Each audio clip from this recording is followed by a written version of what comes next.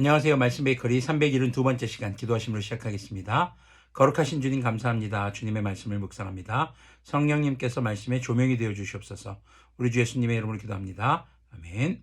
네, 오늘 보실 말씀은 누가복음 1장 26절에서 38절까지의 말씀입니다. 그 뒤로 6달이 되었을 때에 하나님께서 천사 가브리엘을 갈릴리 지방의 나사렛 동네로 보내시어 다윗의 가문에 속한 요셉이라는 남자와 약혼한 처녀에게 가게 하셨다. 그 처녀의 이름은 마리아였다. 천사가 안으로 들어가서 마리아에게 말하였다. 기뻐하여라, 은혜를 입은 자야. 주님께서 그대와 함께 하신다. 마리아는 그 말을 듣고 몹시 놀라 도대체 그 인사말이 무슨 뜻일까 하고 궁금히 여겼다. 천사가 마리아에게 말하였다. 두려워하지 말아라. 마리아야, 그대는 하나님의 은혜를 입었다. 보아라, 그대가 잉태하여 아들을 낳을 터이니 그의 이름을 예수님이라고 하여라. 그는 위대하게 되고 더없이 높으신 분의 아들이라고 불릴 것이다. 주 하나님께서 그의 조상 다윗의 왕위를 주실 것이다. 그는 영원히 야곱의 집을 다스리고 그의 나라는 무궁할 것이다. 자, 사가랴와 엘리사벳의 잉태 수태고지 사건 이후에 6개월이 지난 이후 이제 우리 주 예수님의 수태고지가 마리아에게 임하는 것을 오늘 이야기에 등장합니다. 자, 예수님의 이름의 뜻은요, 하나님은 구원이시다라는 히브리어의 예호수아의 헬라어 발음입니다. 그러니까 하나님은 구원이시다라는 의미예요. 사실 이 이름은요, 구약시대의 여호수아, 예호수아, 또 지금 영어로는 조슈아라고 하죠. 그래서 자주 사용되는 이름이었고요. 이것은 이제 AD 2세기까지도 굉장히 널리 사용됐었습니다. 그렇기 때문에 예수님 당시에도 동명이인이 많았습니다. 그래서 다른 인물과 구별을 두기 위해서 성경은 다윗의 자손 혹은 갈릴리 나사렛의 예수님이라는 수식어를 사용해서 예수님을 구별해서 부르기도 했습니다.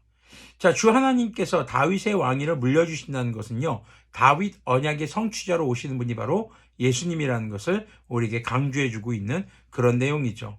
자, 마리아에게 지금 갑자기 느닷없이 성경은 처녀라고 하고 있는데 약혼만 했지 결혼은 안 했어요. 그런 상태에서 아이를 가질 것이다라고 하는 것이 굉장히 좀 이제 황당한 사건이 될 수도 있습니다. 34절을 계속 보면요, 마리아가 천사에게 말하였다.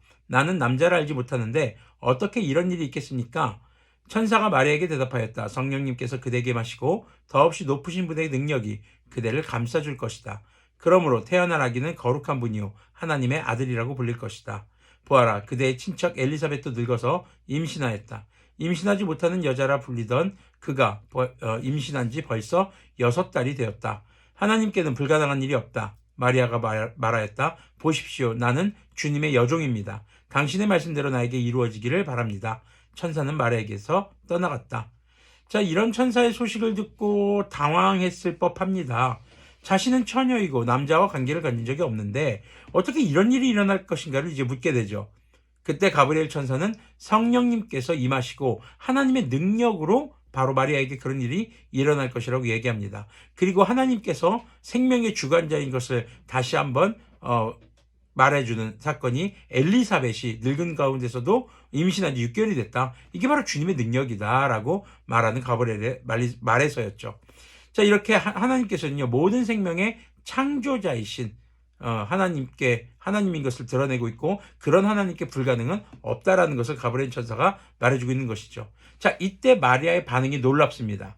주님의 말씀대로 자신에게 이루어지기를 기도한 것이죠.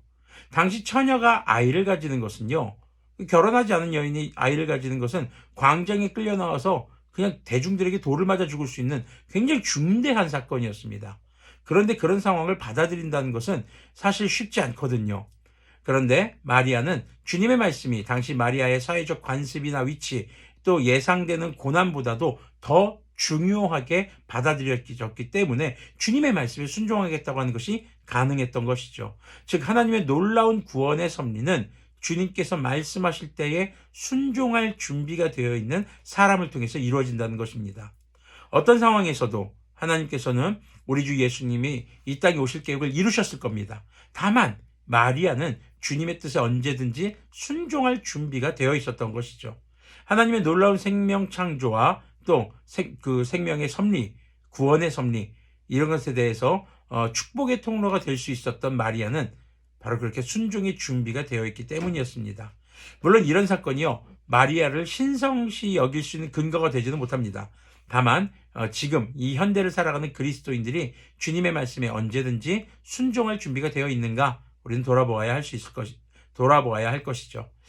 자, 우리가 어떤 상황에서든지 주님의 말씀을 삶의 우선순위에 두고 순종할 때 비로소 주님의 놀라운 구원의 섭리에 동참하게 되는 것입니다. 그때 성도들은 하나님의 기쁨을 함께 누리는 자들이 될 수 있는 것이죠. 자, 얼리 어답터라는 말이 있습니다. 신상품이 나올 때마다 바로 사서 남들보다 더 빠르게 최신 상품을 사용하면서 기쁨을 얻는 사람들이죠.